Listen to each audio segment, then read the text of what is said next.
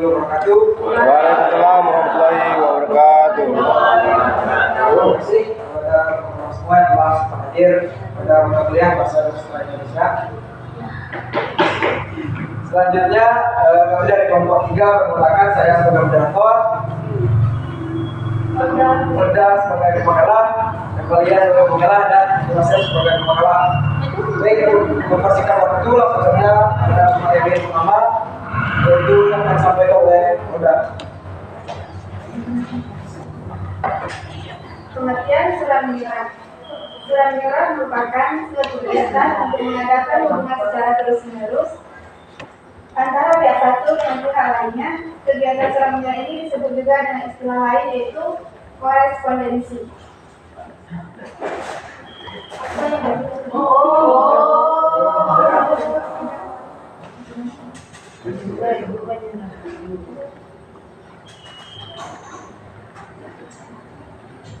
Baik, untuk materi selanjutnya akan disampaikan oleh kalian.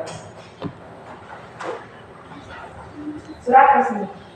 Surat resmi adalah surat yang berisi masalah kedinasan, baik yang ditulis oleh seorang maupun sebuah instansi atau lembaga. Surat resmi ini ditulis dengan berdasarkan kaidah dan aturan yang sudah ditentukan, seperti pemakaian bahasa baku, isi surat yang jelas dan efektif, serta ditulis secara cermat sebagai keperluan resmi oleh pihak tertentu, baik itu perorangan, organisasi, lembaga maupun instansi tertentu, guna melakukan komunikasi satu sama lain secara resmi.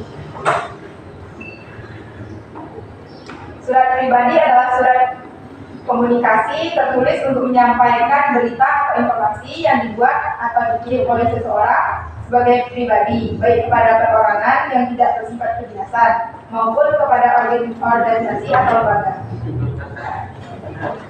Materi selanjutnya akan disampaikan oleh Yusuf. Jadi syarat surat yang baik adalah sebagai berikut itu. Bentuk surat harus sesuai dengan isi. Bahasa yang digunakan tidak boleh kasar atau tidak menyinggung perasaan dan tetap menjaga sopan santun. Kalimat dalam surat harus memenuhi kaidah-kaidah tata bahasa Indonesia yang benar. Isi surat tidak bertele-tele, bahasa yang efisien, efektif dan lugas tetapi sopan. Jauh lebih mudah dipahami dan lebih mengesankan.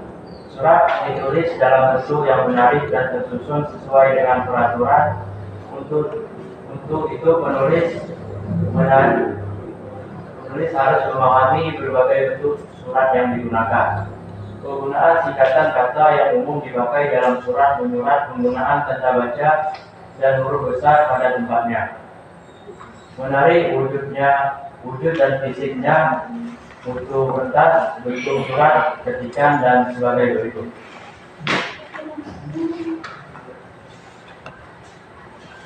Syarat-syarat surat resmi.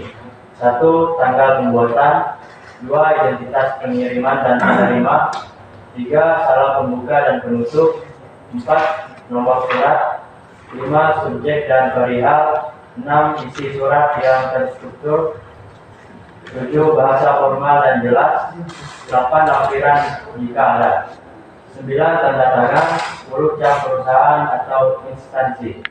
11. Format dan tata letak yang tepat. 12. Stok surat jika digunakan. Baik, tadi selanjutnya akan disampaikan oleh saya sendiri.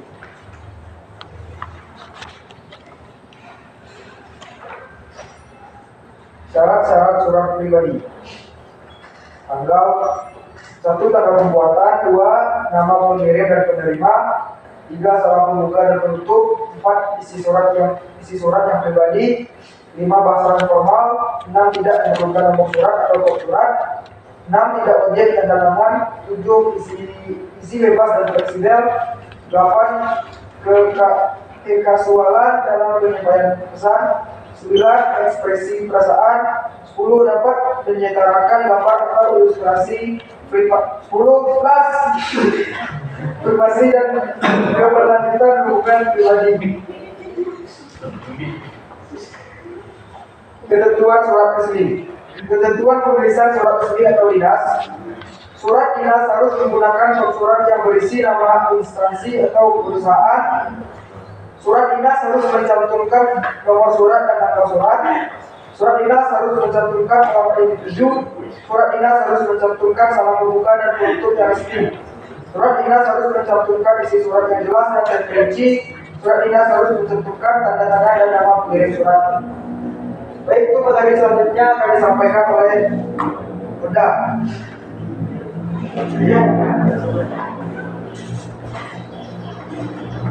Ketentuan surat pribadi. 1. Surat pribadi tidak menggunakan kod surat dan tidak ada nomor surat. 2. Dalam membuka dan penutup bervariasi. 3. Penggunaan bahasa bebas sesuai dengan keinginan penulis. 4. Surat pribadi harus mencantumkan tempat dan tanggal penulis surat, alamat yang dituju, isi surat, bentuk surat, salam penutup, dan nama pengirim surat. 5. Surat pribadi dapat digunakan untuk kepentingan pribadi seperti komunikasi antar anggota keluarga, antara anak dengan orang tua, antara kerabat, antar teman, dan sebagainya. Kaidah-kaidah surat resmi. 1. Kepala surat. Surat resmi harus menggunakan kepala surat yang bervariasi dan instansi atau perusahaan. 2. Nomor surat. Surat resmi harus mencantumkan nomor surat dan tanggal surat. 3. Alamat surat yang dituju. Surat resmi harus mencantumkan alamat yang dituju. 4. Salam pembuka. Surat resmi harus mencantumkan salam pembuka yang resmi. 5. Isi surat. Isi surat harus jelas dan terperinci serta memperhatikan kepaduan antara kalimat dalam satu alinea maupun kepaduan alinea dalam satu surat. 6. Penutup surat. Surat resmi harus mencantumkan penutup surat yang resmi. 7. Salam penutup. Salam penutup harus mencerminkan keakraban dan rasa penuh rasa hormat. Baik.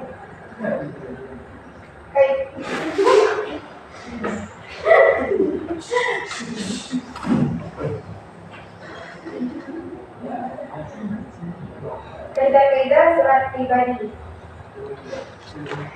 1. Tempat dan tanggal tulisan surat. Ditulis nama, tempat, atau kota pada surat saat menulis surat, sedangkan tanggal ditulis kapan seorang menulis surat tersebut. 2. Alamat surat atau alamat yang dituju. Alamat yang dituju bisa berisi dengan sebutan khusus yang bersifat akrab, misalnya kepada sahabatku, sahabat penaku tersayang, teman karibku,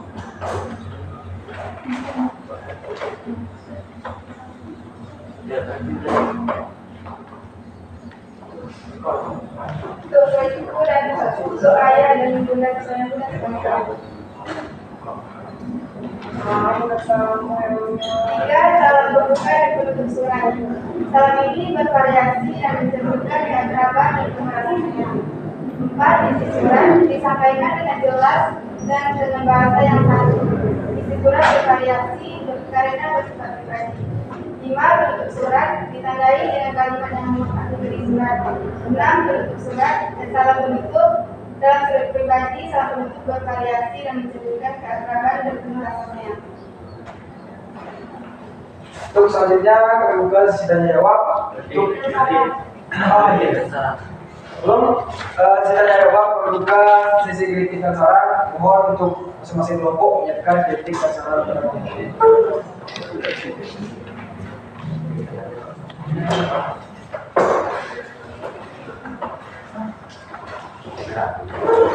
Ya, tidak, bisa. Untuk kelompok 1, mohon memberikan kritik dan saran.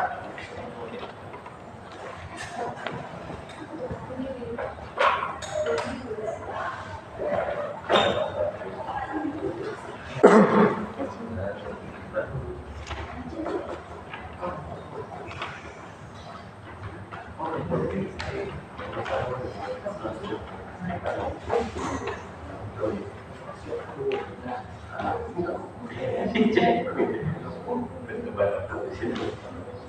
2 ada ketiga sarannya nggak?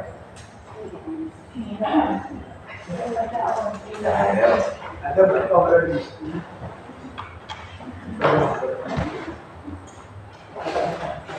Saya Utari Oktavia, perwakilan dari kelompok 2. Kritik untuk kelompok 3. Terlalu cepat dalam menyampaikan materi sehingga membuat pendengar susah untuk memahami materi yang disampaikan. Saran semoga kedepannya untuk lebih baik. Terima kasih, Hari. Ya, selanjutnya kelompok 3. Kelompok 4. Ya.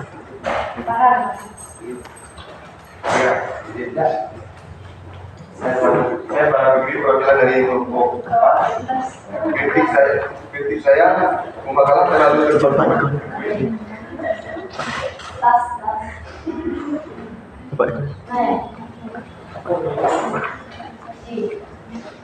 Kritik saya pembakalan terlalu terpaku ke PowerPoint yang ditampilkan dan cara saya ke depannya untuk lebih menguasai materi. Terima kasih, Pak. Selanjutnya kelompok 5. Sementara saya juga perwakilan dari kelompok 5 ingin mengkritik kelompok 3. Penampilan pemakalah cukup bagus, tapi masih ada beberapa pemakalah yang fokus terhadap PowerPoint. Saran untuk kedepannya, mungkin pemakalah bisa lebih memahami lagi materi yang akan dibahas. Terima kasih.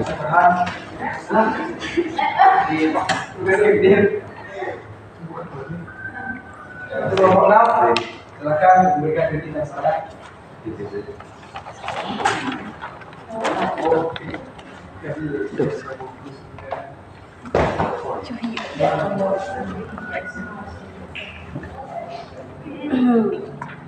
Saya dari kelompok 6 memberikan kritik pada kelompok 3.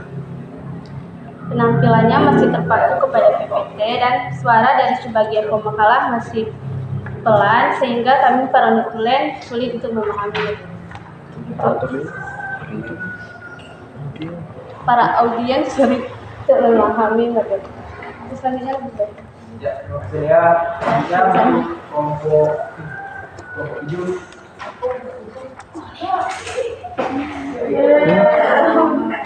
Saya Christina, perwakilan dari kelompok 7, ingin mengkritik pada kelompok 3.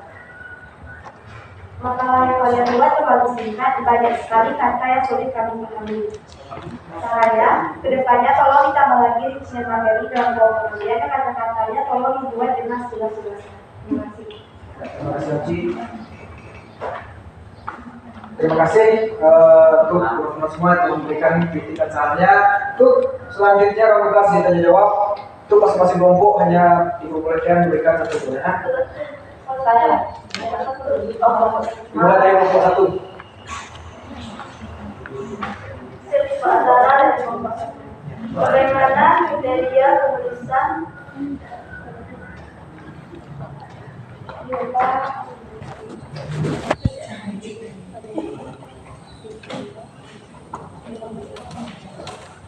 yang benar dalam perbuatan selanjutnya?